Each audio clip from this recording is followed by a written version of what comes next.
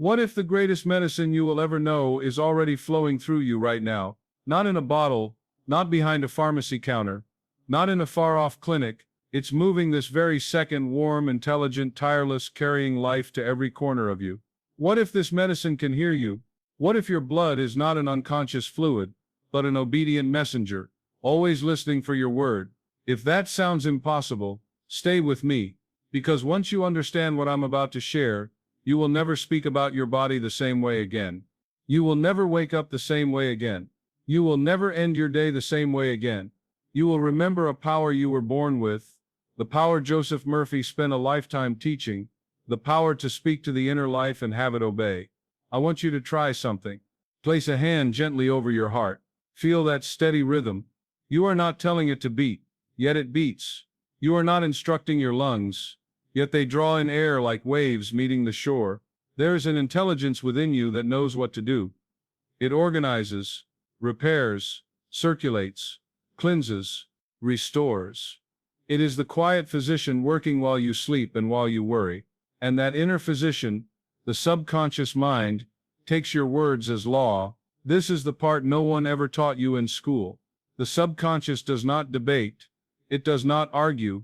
It receives the tone, the image, the command, and sets the body in motion to match it. Say, I'm exhausted with enough feeling, and the body obliges. Say, I renew quickly with conviction, and the body finds the switch you forgot about. What if you stopped talking about your body and started talking to your body? What if you gave single, clean orders that your blood could carry to every organ like royal decrees? Imagine your body as a radiant kingdom. Your conscious mind is the sovereign. Your subconscious is the master builder, the hidden steward of every automatic process. And your blood is the courier that visits every province, every neighborhood, every tiny house of the cell, many times a day. Whatever decree you issue, the courier carries, strength or fear, order or confusion, blessing or curse. The courier does not edit the letter, it delivers. Tonight we begin writing better letters. Before we wrap up, I want you to take a small but powerful step. Write in the comments right now, I attract good health. Let that be your public declaration, your way of telling the universe you're ready to live in harmony and vitality. Take a breath with me, slow in and a gentle release. Let's make a quiet agreement from this moment on. We speak to the inner physician with respect. We speak to the bloodstream as an ally. We speak to our bodies the way a wise captain speaks to a loyal crew, clearly, kindly, firmly. And we watch the ship turn. Here is the first secret of divine order, the pivot on which everything else turns. And once you feel it, the rest will click into place without strain. You must speak in command, not a command born of fear, but a calm, royal, matter-of-fact authority. You are not pleading with your blood. You are instructing it. You are not bargaining with your heart. You are reminding it of the blueprint it already carries. Listen to the difference. I hope my blood gets better is a wish tossed into the wind. My blood flows pure, strong, and harmonious. Now is a decree handed to the courier. The subconscious hears the difference. Your cells hear the difference. Your life hears the difference. When you speak in command, you choose present tense. You choose simplicity, and you choose certainty. Present tense, because the subconscious lives only in now. Simplicity, because the inner doctor does not need your biology lecture, just clear orders. Certainty, because half belief creates half results. Try this with me, slow, steady, with a tone that says, this is how it is here. My blood flows in perfect harmony now. Every drop carries life, strength, and peace to every cell. Divine order governs my circulation, steady, strong, serene. Feel how those words sit in your chest. You are not straining. You're not shouting. You're not trying to convince the sky. You are delivering instructions to a department that already knows its work. But what if I don't believe it yet? You ask. Then borrow the tone first. Let your voice carry the confidence your mind is still learning. The body will meet you there. This is not pretending, it's leadership. A good captain doesn't wait until the sea is calm to speak calmly. The calm voice helps calm the sea. Notice something else, the command is short. You could carry it through a grocery line. You could carry it on a slow walk. You could hand it to yourself between emails. Short means repeatable. Repeatable means it sinks in. And when it sinks, it organizes. If emotion is the heat that seals a signet into wax, command is the ring itself. The shape must be clean for the seal to hold. That's why we avoid cluttered phrasing like, I'm trying to get my blood to be a little bit better than it was. The subconscious hears trying and a little bit, give it a masterpiece, not a scribble. Now bring your attention to your pulse, wrist, neck, or just the felt rhythm within. As you sense that beat, time your words to it, like oars entering the water together. With every beat my blood carries order. With every beat my blood carries strength. With every beat, my blood carries peace. You are marrying language to rhythm, the sovereign speaking in time with the kingdom. The courier loves rhythm. It will remember your cadence long after you stop speaking. That is why chants endure and lullabies heal. Rhythm writes deep. You might be thinking, can a sentence truly change chemistry? Ask your memories. One sentence of bad news and your stomach drops, hands go cold, throat tightens. One sentence of love and your chest opens, breath deepens, warmth spreads. Words already change chemistry all day long. We are not inventing a new power, we are directing an old one. So here is how you begin to live this first secret without turning your life into a rehearsal hall. In the morning before your feet touch the floor, one quiet decree: today my blood moves with strength, life, and joy. Divine order leads my body now. At midday when the world tries to scatter you, another decree as simple as a password that opens a secure room. My blood is calm and powerful now. At night when the lights go soft and the inner doctor begins its most focused work, my blood rests in peace. It cleanses, renews, and restores me as I sleep. All is well within. 3 moments, 3 commands. A day bracketed by leadership. What do you do with the old phrases, the careless curses we've all thrown at our bodies? You retire them, and if one escapes, you correct it on the spot. That's not my truth. My truth is, my blood is learning my voice and obeys. Correction is not failure, it is training. And your subconscious loves good training. It relaxes under it. As you practice, keep your head high and your jaw loose. The body reads posture as punctuation. A defeated slump tells the courier, we're not sure. An open chest says, deliver this one please. You are not faking confidence. You are allowing it to occupy your bones. Let me give you one more way to feel this truth. Imagine your bloodstream as a golden river flowing through a radiant city at night, your body lit by a million tiny lamps. Some lamps flicker, some glow steady. Your words are the order from the central tower. Restore all lights to the original brightness, now. The message travels. District by district, lamps steady, streets brighten. The city hums with a clean, quiet power. That is what a single well-shaped command can do to a living system that wants to cooperate. You do not owe your body panic. You owe it leadership. And leadership in this kingdom sounds like this. My word is law to my body. My blood hears and obeys. Divine order rules here. Now, keep it gentle, keep it clean, keep it present. Your bloodstream will carry the letter. Your inner physician will read it. And your life, the part you can touch and taste and measure, will begin to answer back. The second secret of divine order is the secret of agreement. At first it may seem almost too simple. Agreement? Could it really carry such force? Yet Joseph Murphy insisted that behind this simplicity lies a hidden power that few ever truly harness. He called it the multiplier of faith. One mind speaking truth is powerful, but 2 minds joined in the same truth, in the same direction, at the same moment, become a channel for something far greater. Agreement is resonance. It is the principle that when 2 strings on a violin are tuned alike, touching one will make the other vibrate even in silence. The subconscious works in the same way. When your declaration of health, of divine order, of harmony is echoed by another, your subconscious hears it not as a solitary note but as a vibration filling the whole chamber of the soul. And like those strings, it begins to hum in sympathetic alignment. Murphy often quoted the scripture, if 2 of you shall agree on earth as touching anything that they shall ask, it shall be done for them. Notice the word anything. The law does not set limits. Healing, peace, abundance, strength, agreement multiplies them all. Nowhere is this more visible than when you speak to your blood. Alone you can declare my blood flows pure, strong, and in harmony with divine order. But imagine your spouse, your child, your friend, placing a hand over your shoulder and declaring it with you. The vibration doubles. The subconscious cannot file it away as wishful thinking. It hears confirmation, reinforcement, proof, and here is a mystery. The benefit is not one-sided. Agreement heals the one who agrees as surely as the one being blessed. When you affirm health for another, your subconscious hears it as health for yourself too. It does not distinguish. It takes every word as law. This is why Murphy encouraged group healing sessions. 2, 3, 10 people focusing on a single phrase until the atmosphere itself seemed to vibrate with harmony.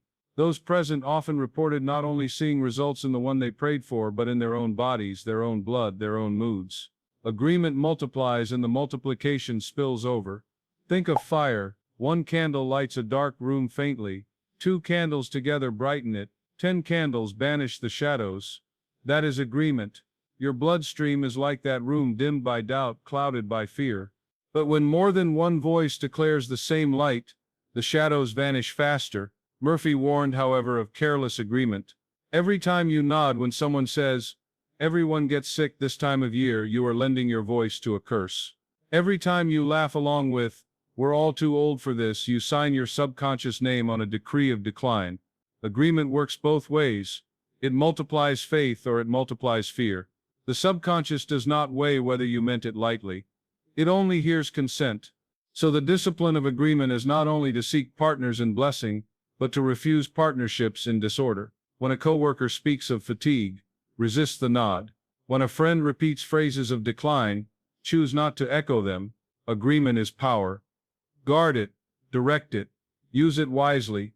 Let me give you an example. A man suffering with chronic illness decided to put the law of agreement into practice. Each night, his wife would sit beside him. Together they placed a hand over his heart, and together they declared, "Your blood flows in divine order. Every cell is restored. Life reigns in you now." He confessed at first he could not believe it alone, but hearing her voice match his, seeing her eyes unwavering, gave him courage. Within weeks, strength began returning. His doctor called it unexpected. He called it agreement. This is the beauty of the second secret. You do not need to carry faith alone. When your belief falters, another's agreement sustains you. When your voice shakes, another steadies the command. And when you agree in truth, the subconscious hears it as a decree already sealed by witnesses. So practice the secret of agreement deliberately. Invite someone you trust into your healing practice. Share affirmations aloud. Join voices morning and night. Or if no one is near, visualize a host of unseen witnesses, angels, ancestors, divine companions, nodding in agreement with your word. The subconscious responds to this imagery as powerfully as it does to physical sound. Remember, agreement is more than words. It is alignment. To agree is to believe together, to feel together, to see the same picture and to hold it steady until it manifests. When 2 or more do this, the law of divine order moves swiftly. So let this be written in your heart. Agree with health, not with sickness. Agree with harmony, not with chaos. Agree with divine order, not with disorder. For agreement multiplies what it touches. And what it multiplies, your blood will obey. The third secret of divine order is one that most people overlook, yet it is the cornerstone of all Joseph Murphy's teachings. Speak in the present tense, as if the reality you desire is already here. Your subconscious does not live in tomorrow. It does not recognize someday, it only understands now. Every word you speak is stamped with immediacy. When you say, "One day my blood will flow in harmony," your subconscious hears, "Not now." And so it waits, it suspends, it postpones. But when you declare, "My blood flows in harmony now," the subconscious takes it as law. It begins aligning processes immediately because it assumes the command describes reality, not a wish. Think of a loyal servant. If you tell them, "Bring me water tomorrow," they will not move. But if you say, "Bring me water now," they go at once. The subconscious is the most faithful servant you will ever employ. It doesn't argue, it doesn't delay, it executes the present. This is why Jesus always spoke in the present. Be healed, rise, take up your bed and walk. Not, "Someday you will be well." The command was present, and the body obeyed. So here is the practice. Every decree you speak to your blood must carry the stamp of now. Don't say, "I will have strong, healthy blood." Say, "My blood is strong and healthy now." Don't say, "My circulation will improve." Say, "My circulation flows perfectly now." At first, your conscious mind may resist. It may whisper, "But that's not true yet." Ignore it. The subconscious does not care what the conscious mind debates. It cares only for the words delivered with feeling. By declaring the end as already present, you hand the subconscious a blueprint, and like a master builder, it goes to work aligning every detail until the outer matches the inner. Murphy often reminded his readers, never finish an affirmation with the word will. Why? Because will pushes the result into a horizon that never arrives. You live always in tomorrow's hope instead of today's manifestation. Imagine planting a seed. If every morning you said this seed will grow one day and then dug it up to check, you would interrupt the process. But if you said this seed is growing now beneath the soil, your faith would hold the condition in the present, and the growth would continue unhindered. It is the same with your blood. Speak as if the purification, the strength, the harmony is happening now, and the subconscious will treat it as a current fact, adjusting chemistry, flow, and rhythm accordingly. Here is a decree you can practice. Every drop of my blood is infused with divine life now. My cells are nourished, my heart is strong, my whole body moves in perfect order now. Say it slowly, letting the word now strike like a seal at the end of each phrase. With each repetition, you are telling your subconscious, do this, not later, now. If doubt arises, remember you are not lying to yourself. You are speaking to the deeper truth, the blueprint of divine order that already exists within you. Your subconscious holds that blueprint in storage. By speaking in the present, you are unlocking it. This is why Murphy called the subconscious the silent builder. It already knows how to restore your blood to perfect function, but it waits for your present tense command. So the third secret is this: speak always in the language of now, because now is the only language your body understands, and the only place where divine order can manifest. The fourth secret of divine order is this: speak with gratitude, as if the blessing has already been received. Gratitude is not just a polite thank you whispered after something good happens. Gratitude is the very vibration that seals your words into the subconscious. It is the emotional proof that you believe what you are saying. Think about it. When you thank someone, you are not asking, you are acknowledging. You don't thank a waiter before he brings the food. You thank him when the plate is in front of you, when the reality is already there. Gratitude is the language of completion. It says, "This is done." Joseph Murphy stressed this again and again. Speak your affirmations as if they are already accomplished and then lace them with thanksgiving. For the subconscious interprets gratitude as finality, as the signature on the decree. Let's try it together. Say aloud, my blood flows pure and strong. Now add gratitude. Thank you, my blood, for flowing pure and strong. Do you feel the shift? The first statement is a command. The second statement is a command plus a celebration. The subconscious hears this joy, this relief, and says, it must already be true. Let me make it visible. Gratitude also neutralizes fear. You cannot sincerely thank and fear at the same time. The two vibrations cannot coexist. When you give thanks, you turn your inner climate toward trust, and the body responds with harmony. Stress chemicals lessen, vessels relax, the heart steadies. Your blood literally changes its chemistry when you dwell in gratitude. Murphy used to say, gratitude is faith in action. You may not be able to muster unshakable belief in every moment, but you can always whisper thank you, and that small flame of gratitude grows into conviction. Here is a decree you can practice daily. Thank you, divine intelligence, for keeping my blood in perfect order. Thank you for the health that fills me now. Thank you for the vitality that surges through every cell. Say it morning and night, not as a hope but as a recognition. Even if symptoms linger, thank as if the order is already present beneath the surface, because it is. The subconscious already knows the perfect pattern. Gratitude is what unlocks it. Imagine planting a garden. You water the seeds, and before the sprout breaks the soil, you already feel thankful. You know it is growing unseen. Gratitude is that inner knowing. You don't demand proof every moment, you trust the law, and your thanksgiving keeps the soil fertile. Murphy often told the story of people who began giving thanks for healing long before it appeared, and the healing came faster. Why?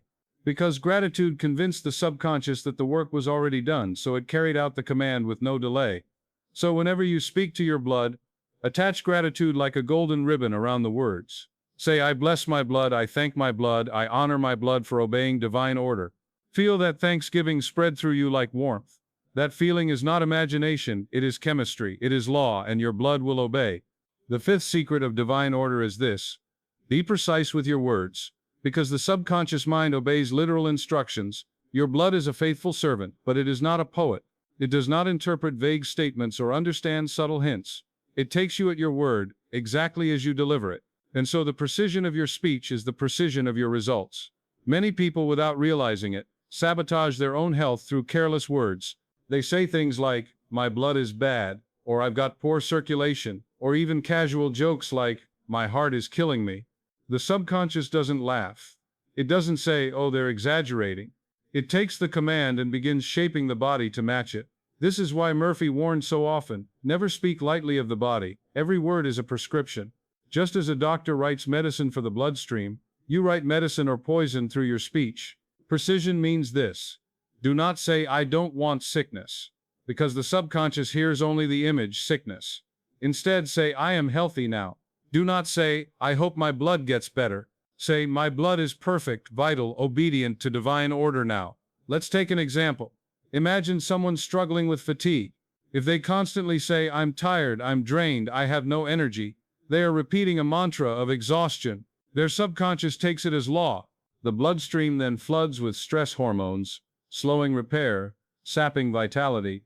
But if instead they say with clarity, "My blood is alive with energy now, every cell is renewed in divine order," the subconscious takes that blueprint and reorganizes chemistry towards strength. Murphy often compared this to a captain giving orders to the crew of a ship. If the captain shouts, "Don't crash into the rocks," the image in the crew's mind is rocks, and panic sets in. But if the captain says, "Steer steady, keep the ship in clear water," the crew has a precise picture of success. The subconscious is your crew. Give it precise orders, not warnings of what to avoid. This is why the fifth secret is so vital. Clarity equals power. Vague wishes dissolve. Clear decrees crystallize. Here is a precise affirmation you can use. Every drop of my blood is aligned with divine order now. It flows strong, pure, and harmonious through every organ, every cell, every part of me. Notice the details. Every drop aligned, strong, pure, harmonious. Every organ, every cell. The subconscious loves specificity. It translates those exact images into action. Imagine your bloodstream as a vast courier system with countless messengers rushing through your veins. When you give a precise command, they know exactly where to go and what to deliver. If you say, "Bring health," they scatter, uncertain. But if you say, "Bring harmony to my heart, bring strength to my lungs, bring peace to my mind," they deliver each package to its proper destination. Murphy used to say, "Loose talk creates loose results. Exact talk creates exact results." So the fifth secret is this: when you speak to your blood, be as clear as a master architect giving instructions to builders. The blueprint is already within you. Your words tell the subconscious which lines to follow, which rooms to light, which walls to strengthen. And the beauty is this: the more precise you are, the faster the obedience. Because your blood is always listening, always ready to deliver your decree. The fifth secret of divine order is this: be precise with your words, because the subconscious mind obeys literal instructions. Your blood is a faithful servant, but it is not a poet. It does not interpret vague statements or understand subtle hints. It takes you at your word exactly as you deliver it, and so the precision of your speech is the precision of your results. Many people, without realizing it, sabotage their own health through careless words. They say things like, "My blood is bad," or "I've got poor circulation," or even casual jokes like, "My heart is killing me." The subconscious doesn't laugh. It doesn't say, "Oh, they're exaggerating." It takes the command and begins shaping the body to match it. This is why Murphy warns so often. Never speak lightly of the body. Every word is a prescription. Just as a doctor writes medicine for the bloodstream, you write medicine or poison through your speech. Precision means this: do not say, "I don't want sickness," because the subconscious hears only the image, sickness. Instead, say, "I am healthy now." Do not say, "I hope my blood gets better." Say, "My blood is perfect, vital, obedient to divine order now." Let's take an example. Imagine someone struggling with fatigue. If they constantly say, "I'm tired, I'm drained, I have no energy," they are repeating a mantra of exhaustion. Their subconscious takes it as law. The bloodstream then floods with stress hormones, slowing repair, sapping vitality. But if instead they say with clarity, "My blood is alive with energy now, every cell is renewed in divine order," the subconscious takes that blueprint and reorganizes chemistry towards strength. Murphy often compared this to a captain giving orders to the crew of a ship.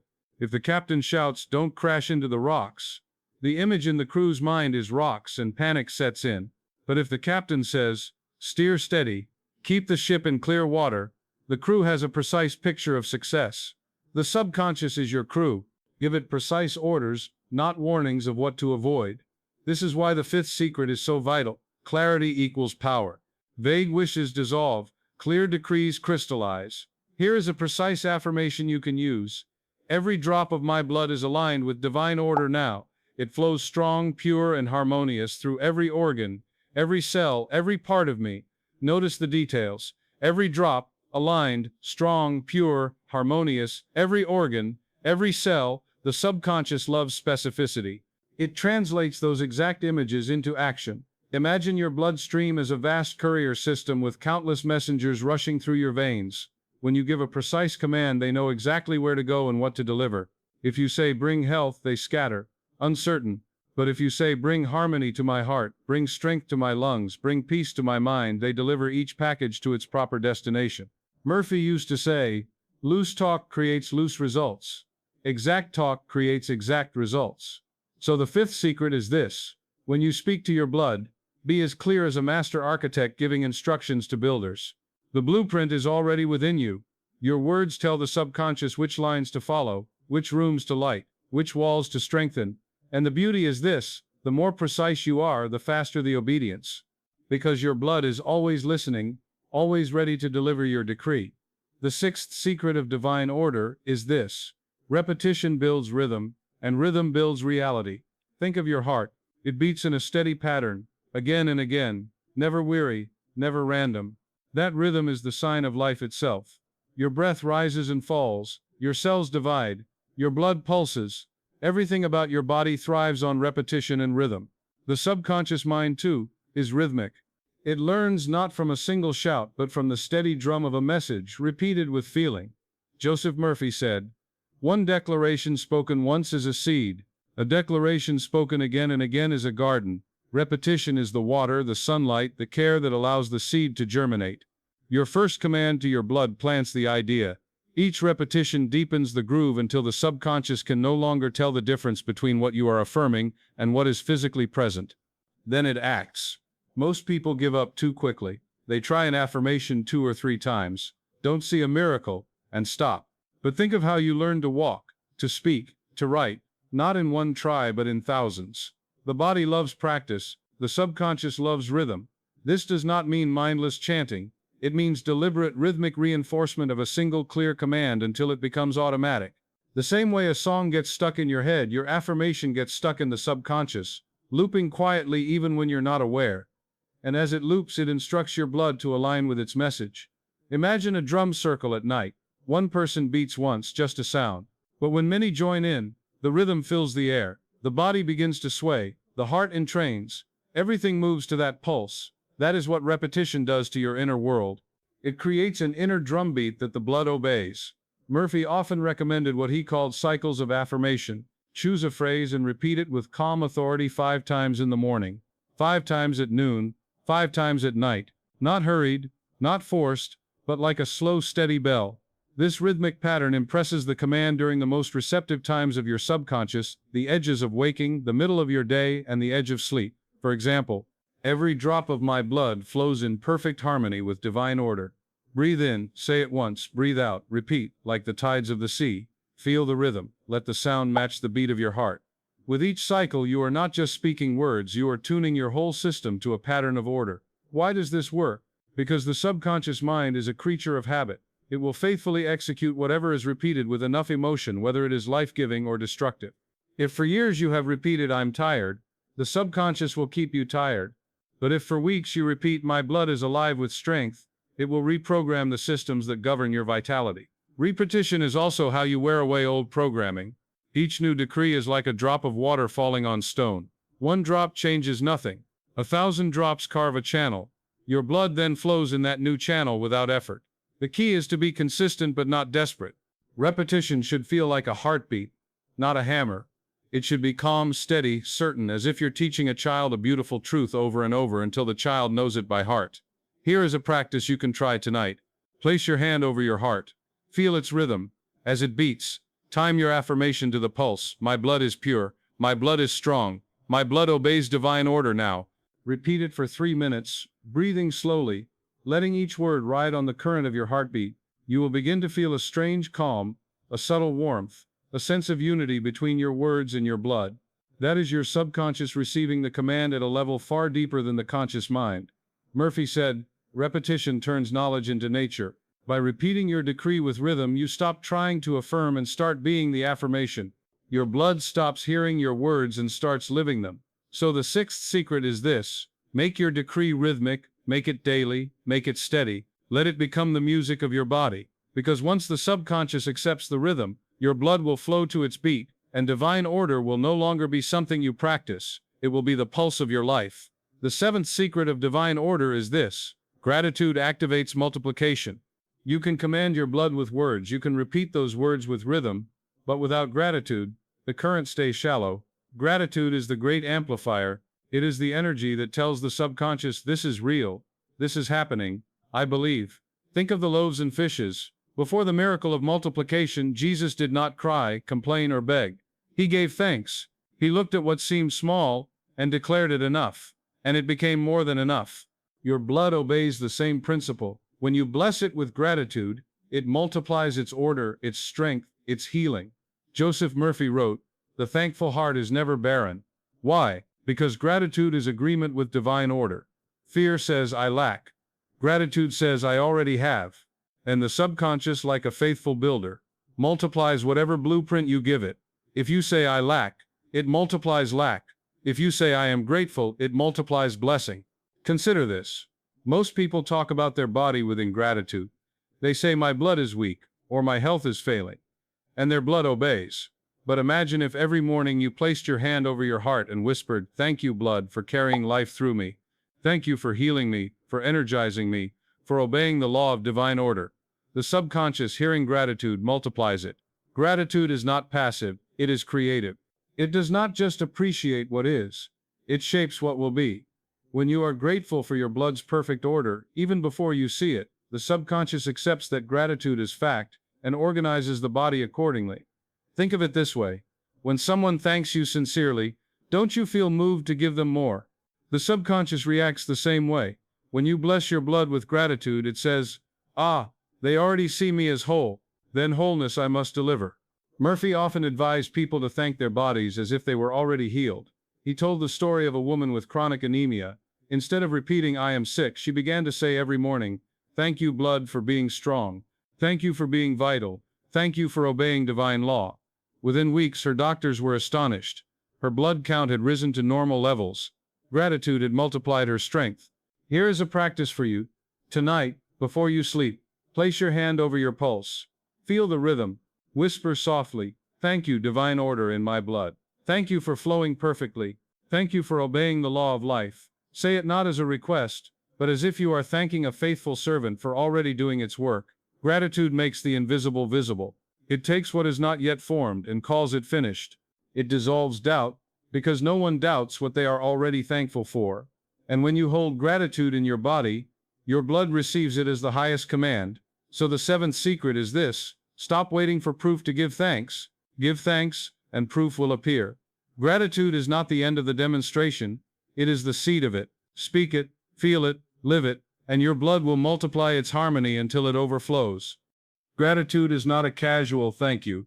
It is a vibration, a state of consciousness, a spiritual magnet that pulls the invisible into the visible. When you are truly grateful, you are no longer asking, no longer begging, no longer wondering. You are declaring, it is done, and the subconscious, which hears the tone of certainty, rushes to fulfill it. Joseph Murphy loved to remind his students that gratitude is faith in action. Faith without gratitude is incomplete. It is like planting a seed and never watering it. But gratitude waters every decree. It nourishes the soil of the subconscious, ensuring that the seed of your affirmation sprouts and multiplies. Think of a farmer standing in his field. He plants corn seeds into the earth. Does he stand there afterwards saying, oh, I hope something grows? No, he thanks the soil, thanks the rain, thanks the sun in advance. His gratitude carries the certainty of harvest. In the same way, when you speak gratitude to your blood, you are already acknowledging the harvest of health, harmony, and strength. And here lies the secret. Many miss gratitude is not only about receiving, it is about circulation. When you thank your blood, you are blessing its circulation. You are affirming that life moves freely, without obstruction, without hesitation.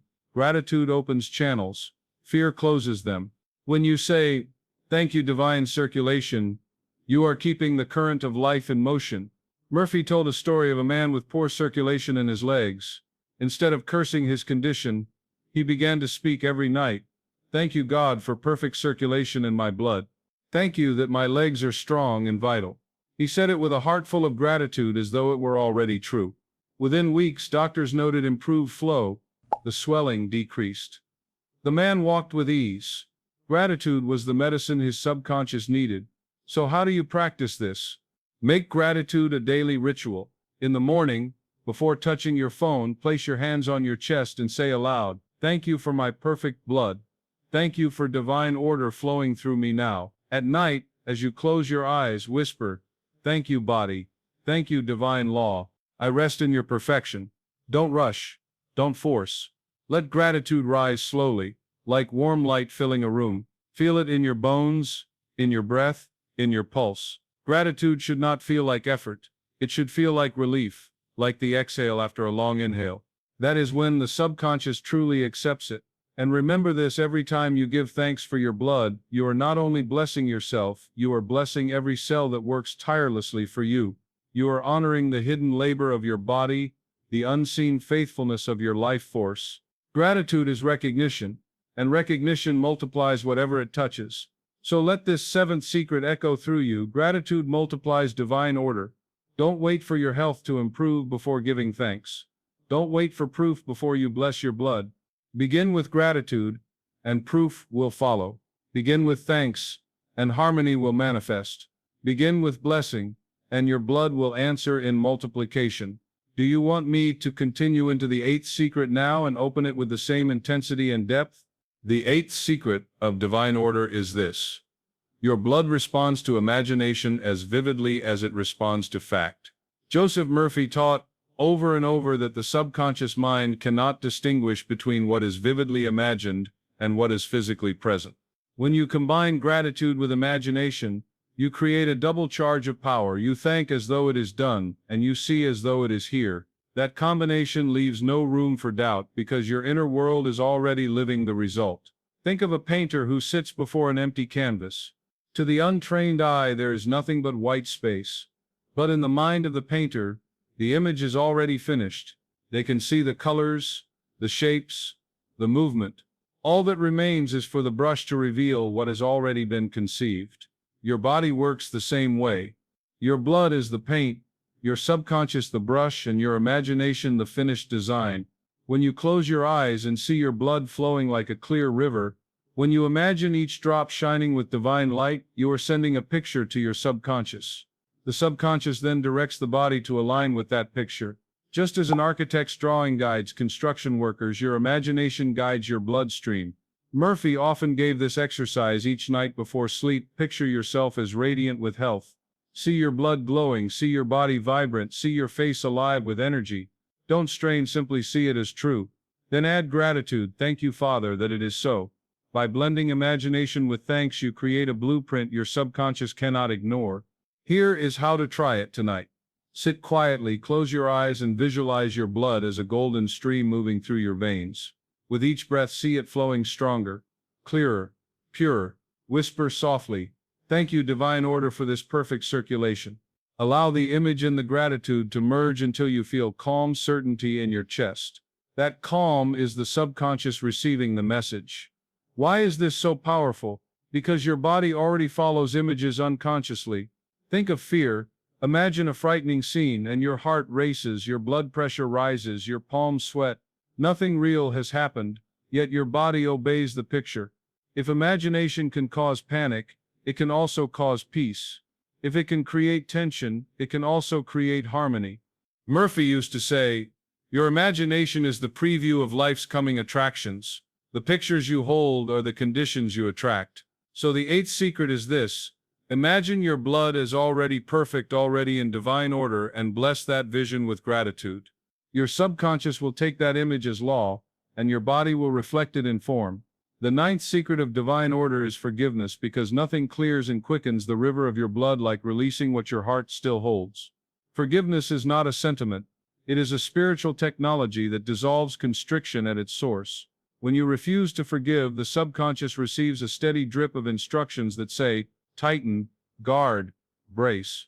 Your bloodstream listens. Vessels narrow, breath shallows. The rhythm of life goes off tempo. But when you forgive, truly forgive, you give your inner doctor a new order: open, soften, flow. People often say, I can't forgive, they don't deserve it. Joseph Murphy would smile gently and say, forgiveness isn't something you give to the other person, it is something you give to your own nervous system, your own blood. Forgiveness is not a legal pardon or a collapse of boundaries. It is the decision to stop rehearsing the injury in your imagination and stop issuing the body an order to relive it. The past happened, your cells should not be forced to keep acting it out. Consider a simple image. Picture your bloodstream as a shining river moving through a canyon. Every grudge is a fallen tree across the current. Every old scene you replay is another branch, another tangle. The river doesn't hate the branches. It only slows around them. But when you forgive, you are not pretending the branches never fell. You are directing crews to lift them, one by one, and restore the free run of water. The river brightens. The banks green. Everything downstream, organs, skin, mood, receives more life. Let me share a story that mirrors what I've seen again and again.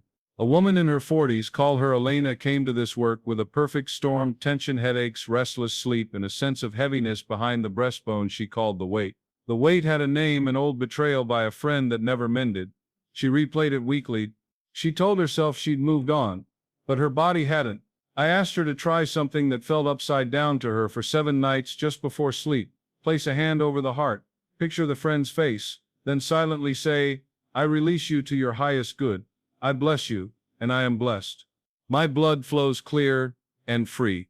No argument, no counterbrief, just blessing and release. She did not feel saintly, she felt awkward. Night 3, she cried. Night 5, the headaches eased. Night 7, she woke before her alarm, feeling lightness where the weight had lived. Did the memory vanish? No. But it lost its charge. The current inside her had more room. Why does this work? Because the subconscious hears 2 languages with perfect fluency: pictures and feelings. When you rehearse an old injury, you generate the physiology of danger now. Your blood obeys the picture. Likewise, when you bless, even through gritted teeth at first, you generate a physiology of safety now. Your blood obeys that picture too. The law is neutral. It takes its instructions from your dominant inner mood. Forgiveness is the fastest way to shift that mood from constriction to flow. You may be thinking, but what they did was wrong. Of course it was. Forgiveness does not rewrite the past. It rewrites your instructions to the present. It is not reconciliation. You can forgive and still maintain distance. You can forgive and still say no. You can forgive and still pursue justice where appropriate. But you cannot bless your bloodstream while you curse another soul. The body takes your curses personally. The subconscious does not separate them from me as cleanly as we pretend. Whatever you hold against another, you hold in your own chemistry first. So how do you practice forgiveness as a blood command? Gently, practically, and daily, until the state of release becomes your default. Begin with breath. Sit quietly. Inhale through the nose for a slow count of 4, exhale for a count of 6. Do that 3 times. Lengthen exhalations signal safety to the nervous system. Now visualize the person or event like a photo on a table, not in your chest.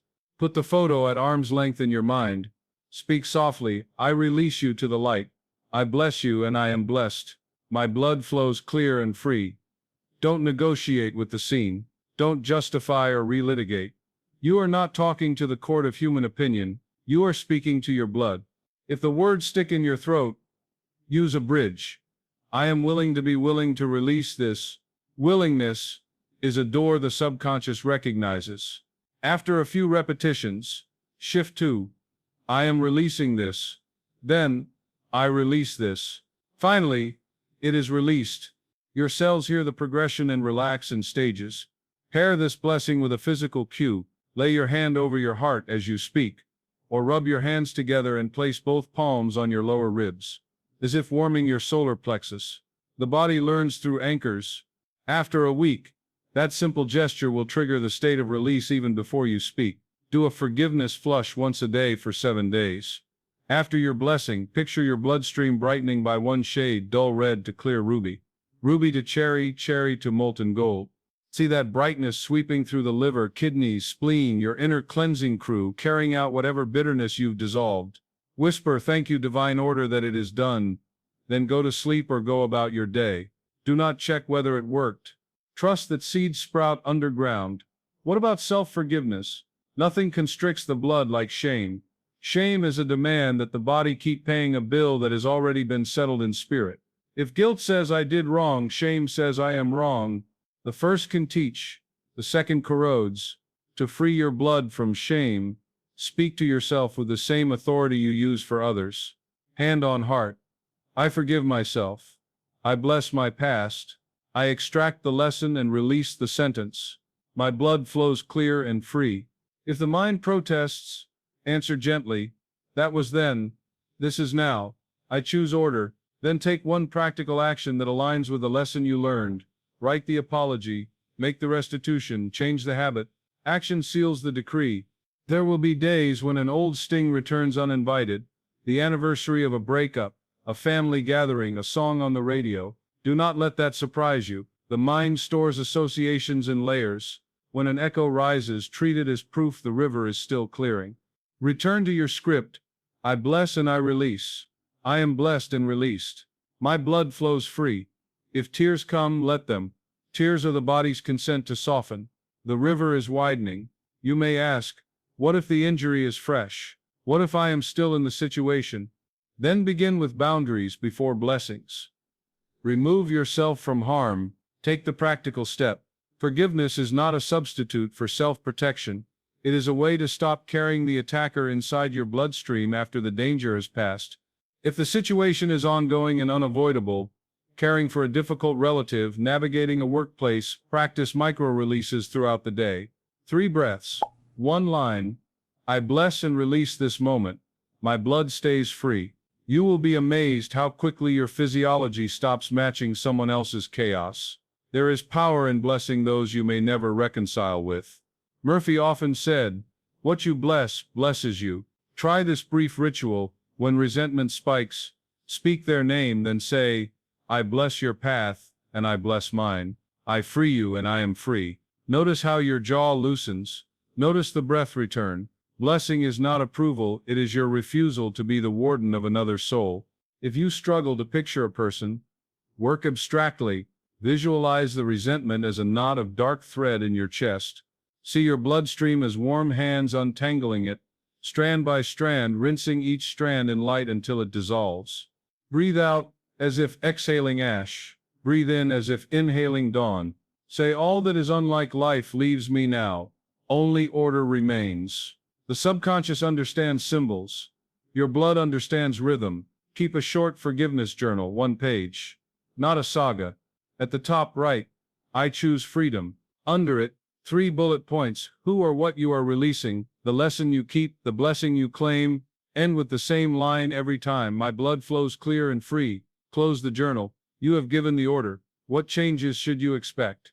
Often the earliest signs are subtle. A deeper night's sleep, a softer face in the mirror, hands that feel warmer, a chest that expands more easily. Conversation becomes less loaded. You recover faster from small irritations. The body spends less energy bracing and more energy repairing. Over weeks, that reclaimed energy compounds into vitality. If anger flares, do not make yourself wrong. Anger is simply unprocessed life asking to move. Give it a safe channel, walk, write, pray aloud, and then return to blessing. The point is not to police every emotion. The point is to keep your bloodstream from receiving a standing order to live in yesterday. When you bless, you break that order. And here is a quiet miracle: as you forgive, you become easier to live with inside your own skin. You'll notice your inner voice softening. You'll catch yourself choosing kinder words about your body. That new tone is itself a command. The blood obeys kindness too. Tonight before sleep, try this. Lie still, place 1 hand over your heart and 1 over your belly. Feel your pulse. Whisper, I release all debts of the day. I bless all who cross my path. I am blessed. My blood rests in perfect peace and divine order. Let the words rock you to the edge of dreams. In the morning, carry the residue of that peace into your first breaths and speak. I awaken free, my blood moves in freedom. Today I bless easily. That is forgiveness as a daily circulation, not a one-time verdict but a rhythm. Make this your ninth secret in one sentence you can remember anywhere. I bless, I release, and my blood flows free. Say it in traffic. Say it in line. Say it when you open a difficult email. Say it when memory rises. Each repetition is not an argument, it is an instruction. The river hears you, it will move. Here is the 10th secret of divine order, and it is one that Joseph Murphy emphasized again and again because it is the bridge between words and results. The secret is this: you must unite your command with feeling, words without feeling, or like seeds thrown on stone. They may be noble, poetic, even correct, but they will not root. Feeling is the water, the sun, the soil. It is the invisible current that tells the subconscious this matters. Take it seriously. Do it now. Think of the last time you were startled by bad news. One sentence, just a few syllables, was enough to flood your bloodstream with adrenaline. Your heart raced. Your palms dampened.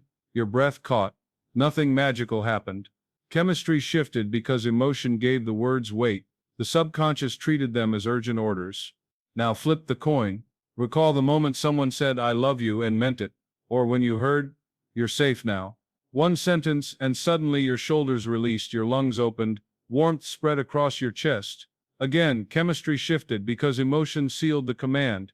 This is the principle. Your blood listens not only to the sentence, but to the tone of the sentence. The inner physician, the subconscious, measures the emotional electricity behind your decree to decide how deeply to engrave it. So when you speak to your blood, don't do it like a bored lecturer ticking through notes.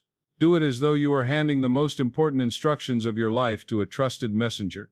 Do it with warmth, gratitude, reverence. Do it with the quiet fire of one who knows they are speaking truth.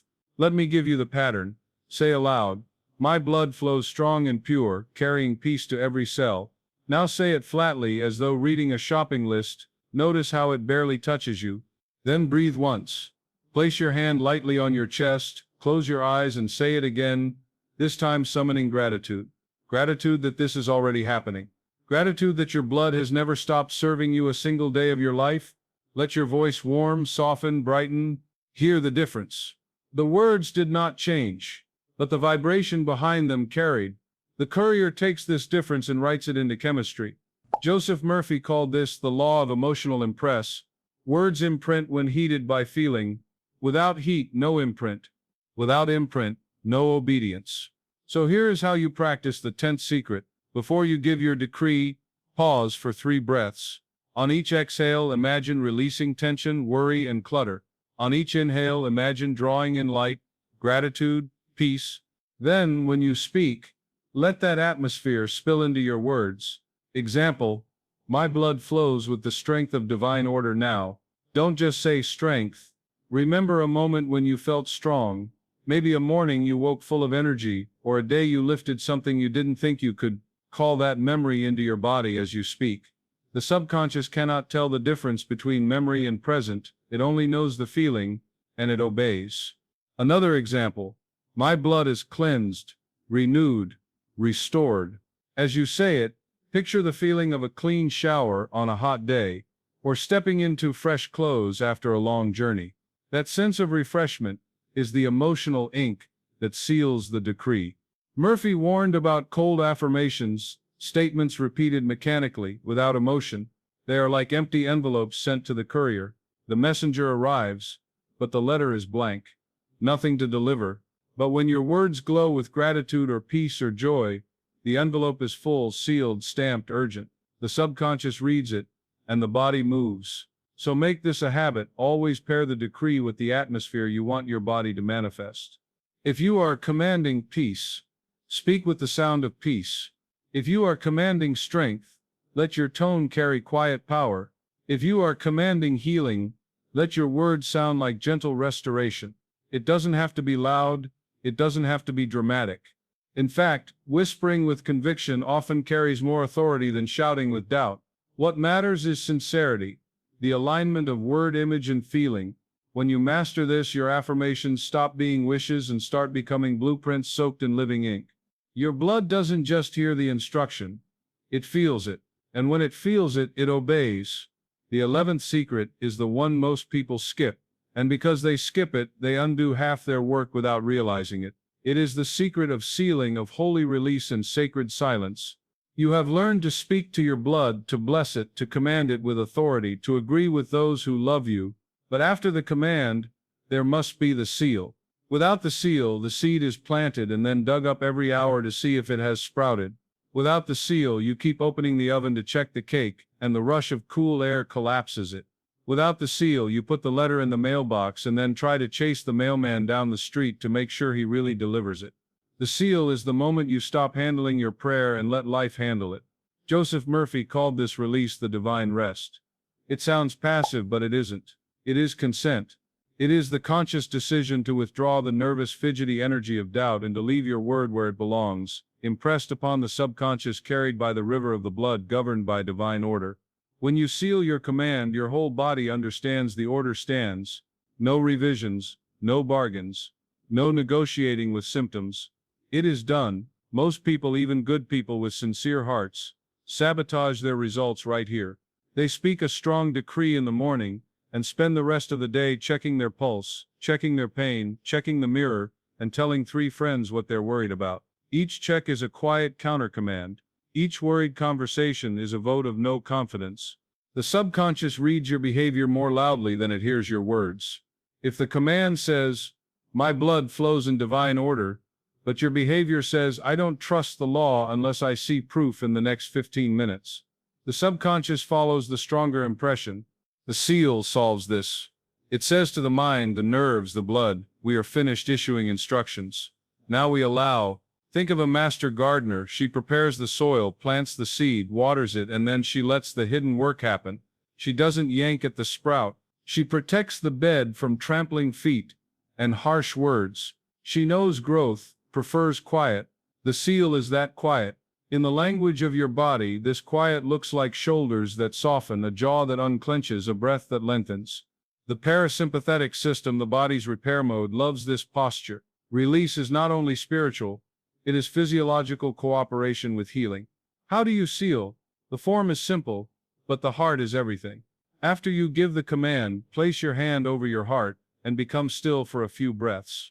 Feel your words falling like warm rain into the river of your blood. Whisper if you like, "It is done. Divine order governs my blood now. I give thanks." Then stop. No more adding, no spice. No, just one more line.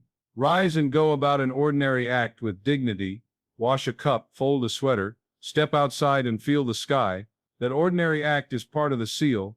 It says to the subconscious, the captain has spoken, the crew knows its work. We sail. You may find the mind trying to pry the seal loose with questions. Is it working? Did I say it right? Should I say it again? Smile at the mind as you would at a kind but anxious child and return to the breath. The seal is not about never repeating an affirmation. It is about never repeating it with anxiety. You may affirm again at noon or night, but each time you finish, you finish. Door closed. Oven shut. Letter mailed. If you find yourself poking and prodding, call yourself back. Peace. My blood is obeying now. There is another part of the seal people overlook. Silence. Do not hand your fresh decree to random conversation. Do not drag your holy work into rooms where agreement cannot be found. Speak your health with those who can carry it. With others, let your silence shine. This is not secrecy born of fear. It is stewardship. The farmer fences the field not because he hates the world, but because tender shoots merit protection. Your command, just planted, is tender. Protect it. Let your progress be witnessed by your glow before it is debated by someone's opinions. Let me tell you a story about a woman who learned the seal and watched everything change. She had battled an autoimmune condition for years. She had tried every diet, read every book, prayed every way she knew. When she began speaking to her blood, she felt hope. Yet each day she checked her symptoms like a stock ticker, 3 times an hour, and by dinner she was exhausted and discouraged. I taught her to seal. She protested. If I don't monitor it, how will I know I'm improving? I answered gently. You will know by the peace in your bones. Watch for peace. She began a new ritual. Morning decree, hand to heart. It is done. Then she went for a slow walk around the block, naming what was beautiful: the jacaranda trees, a child's laughter, the good weight of the sun. Within 2 weeks she noticed something subtle. The spikes of fear were softer. She still had symptoms, but her body was no longer being drilled by her mind all day. Another fortnight, and she realized she was walking farther. She had not tracked the distance, she felt it. She had stopped yanking the sprout. It grew. Sealing is not denial. You are not forbidden from calling your doctor, taking medicine, or making practical changes. Divine order loves wisdom. The seal simply forbids frantic meddling. It forbids the habit of snatching your prayer back from the law because you cannot trust unseen hands. If you must evaluate your progress, do so gently and rarely, and never in a spirit of panic. Choose barometers of peace as much as barometers of pain. Am I sleeping more deeply? Is my mood lighter? Do I feel more at home in my skin? These are early blossoms on the tree. Notice them. Give thanks. They thicken the seal. Sometimes you will stumble. You will speak a strong command, seal it, and then an hour later catch yourself telling a coworker, "My health is a mess." Do not scold yourself. Correct yourself. Right there, place a finger lightly on your pulse and say inwardly, "That is not my truth. My truth is, my blood flows in divine order now." Feel the correction settle. This quick revision is like resealing an envelope whose glue you softened with needless talk. The post still runs. The letter still goes. Agreement and sealing are friends. If you have a partner who will hold faith with you, let them help you seal. After your decree, let them be the one to say, "It is done," and let your whole nervous system hear another voice close the door. If you are alone, imagine a great cloud of witnesses, saints, ancestors, angels, nodding in solemn assent. The subconscious takes images seriously. Let it see the seal stamped in bright wax. Done. To deepen this secret, carry a small gesture that becomes your private punctuation mark. 2 fingers to the breastbone. A slow bow of the head, 1 long exhale. Over time, your body will learn whenever this gesture happens. We stop arguing with the prayer. Condition yourself to honor it. In traffic, in offices, in kitchens, make the seal portable. There is a paradox at the heart of the seal, and understanding it will save you years. The less you demand instant proof, the faster proof appears. The less you stare at the clock, the sooner the door opens. This is not superstition, it is spiritual mechanics. Demanding shrinks consciousness to the size of a keyhole, releasing opens the windows. Your bloodstream responds to atmosphere. It circulates more easily in a home filled with quiet trust than in a lab of constant testing. Give it air. Give it a chance to obey you without being cross-examined. Let's put the secret into your day so it becomes muscle memory. In the morning you speak your decree, you feel it. You see the golden current moving through your veins, and then you seal it with gratitude and one ordinary act.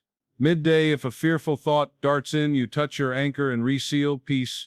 It is done. At night you give the night command, you bless your blood's quiet work, and you seal the darkness with rest. You fall asleep not as a foreman barking orders, but as a king who has signed a decree and trusts the kingdom to obey while he sleeps. If you are tempted to help the law with frantic effort, turn the impulse into praise. Each time you feel the itch to check or talk or worry, say instead, "Thank you, thank you, thank you." Gratitude is the softest and strongest seal. It closes the loop without force.